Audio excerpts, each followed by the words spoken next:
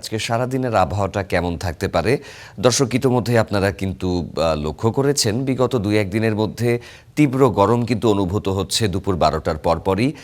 যারাই বের হচ্ছেন এই গরমের কারণে কিন্তু বেশ নাজেহাল একটা অবস্থা বিরাজমান করছে। তো আজকের আবহাওয়ার পরিস্থিতি কেমন দেখতে চাই একটু। এই মুহূর্তে যে পরিস্থিতি দেখতে পাচ্ছি যে তাপমাত্রা ২৬ ডিগ্রি সেলসিয়াস এবং রিয়েল ফিল হচ্ছে মানে আপনার অনুভূত হচ্ছে ২৮ ডিগ্রি সেলসিয়াস। এখানে বলা হচ্ছে যে সকালেই মূলত রৌদ্রোজ্জ্বল আবহাওয়ার পরিস্থিতি দেখাচ্ছে। এরপরে বেলা বাড়ার সাথে সাথে আরও কি হয় সেটি একটু দেখে আসতে চাই। শুরুতে যদি বলতে চাই যে অতি বেগুনি রশ্মি সূচক যেটা ইউভি ইন্ডেক্স বলা হয় আলট্রাভায়োলেট, তো সেটি ১.৩ নিম্ন অবস্থায় রয়েছে। তারপরে বায়ুর চাপ রয়েছে ১০০৮। তার পাশাপাশি বাতাস বইছে দক্ষিণ দিকে ১৬ কিলোমিটার বেগে এবং ঝোড়ো বা দমকা হাওয়া সেটি ৩২ কিলোমিটার বেগে বইছে। আর্দ্রতার একটি বিষয় যে হিউমিডিটির অবস্থা ৮০% রয়েছে। গতকালকেই কিন্তু যারা আসলে দুপুরের দিকে বিভিন্ন কাজে বের হয়েছেন রাজধানী জুড়ে তারা এই ভ্যাপসা গরমটি কিন্তু উপলব্ধি করেছেন এবং ডিউ পয়েন্টে দেখা যাচ্ছে যে ২২ ডিগ্রি সেলসিয়াসের কথা বলা হচ্ছে এবং ক্লাউড সিলিং যে বিষয়টি মাটি থেকে মেঘের উচ্চতা সেটি ৯,১০০ মিটার উপরে অবস্থান করছে। আমরা তো এই পরিস্থিতিটি কিন্তু আসলে বর্তমান আবহাওয়ার পরিস্থিতি জানছিলাম। দিন বাড়ার সাথে সাথে কি হবে দেখতেই পাচ্ছেন ৩৫ ডিগ্রি উচ্চ তাপমাত্রা হবে আজকে। সর্বোচ্চ যে তাপমাত্রার ফিল কিন্তু উদ্বেগের যে বিষয়টি সেটি হচ্ছে যে রিয়েল ফিল আসলে ৩৮ ডিগ্রি সেলসিয়াস অনুভূত হবে। এটি আসলে দেখা গেছে যে বিগত বছর ২-১ বছর ধরে যখন তাপপ্রবাহ হয়েছিল তাপমাত্রা হয়তো ৩৫-৩৬ ডিগ্রি দেখাচ্ছে কিন্তু আপনার গায়ে অনুভূত ৪০ ডিগ্রির বেশিও হচ্ছে। এবছরেও কিন্তু আবারও সতর্ক করা হয়েছে যে ৪২ ডিগ্রি সেলসিয়াস পর্যন্ত তাপমাত্রার পারদ উঠতে পারে। বৈশ্বিক কিন্তু একটা তাপমাত্রার যে পরিবর্তন দেখা গেছে, এল নিনো লা নিনোর যে প্রভাব সেটি কিন্তু আসলে আমাদের মতো দেশ যারা দক্ষিণ এশিয়ায় রয়েছে তারা কিন্তু বেশ ভালোভাবেই পরিলক্ষিত করছে বিগত ৩ থেকে ৪ বছর ধরে। তার পাশাপাশি যেটি দেখতে পাচ্ছি যে বৃষ্টিপাতের সম্ভাবনা খুবই ক্ষীণ।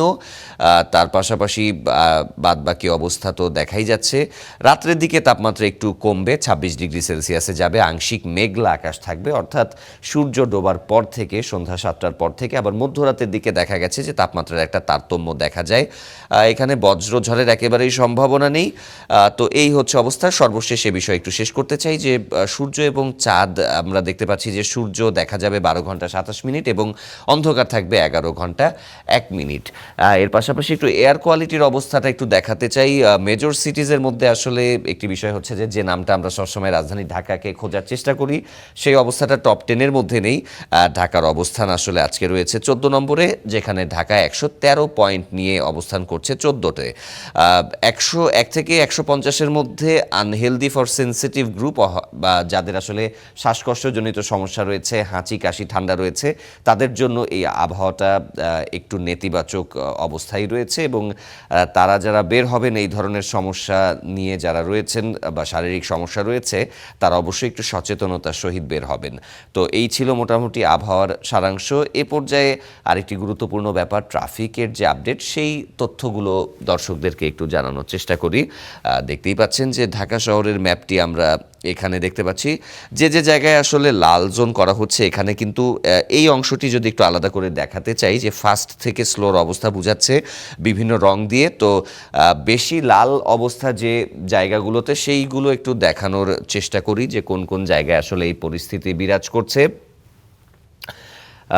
বিএফ শাহীন কলেজের এখানে দেখা যাচ্ছে যে মহাখালী ডিওএইচএস থেকে একেবারে মহাখালী বাস টার্মিনালের এই জায়গা থেকে শুরু হয়েছে যানজটের পরিস্থিতিটা।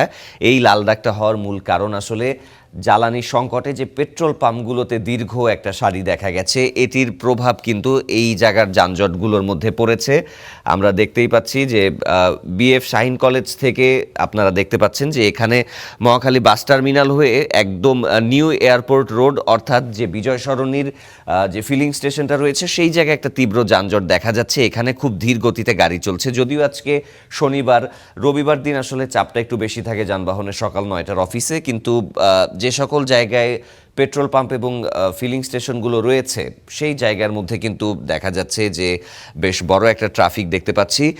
তার পাশাপাশি পশ্চিম নাখালপাড়ার যে রাস্তাটি সেখান থেকেও মহাখালী বাস টার্মিনালের মধ্যে থেমে থেমে আসলে পরিবহন চলছে সেই অবস্থাটি দেখতে পাচ্ছে দেখা যাচ্ছে। তার পাশাপাশি আমরা দেখতে পাচ্ছি যে রামপুরার এই দিকে ডিআইটি যে রোডটি রয়েছে, ডিআইটি রোডের এখানে দেখা গেছে যে বিটিভির যে রাস্তাটি সেই জায়গাতে একটা যানজট পরিস্থিতি দেখা যাচ্ছে। এখানে বেশ ধীর গতিতে যানবাহন চলাচল করছে।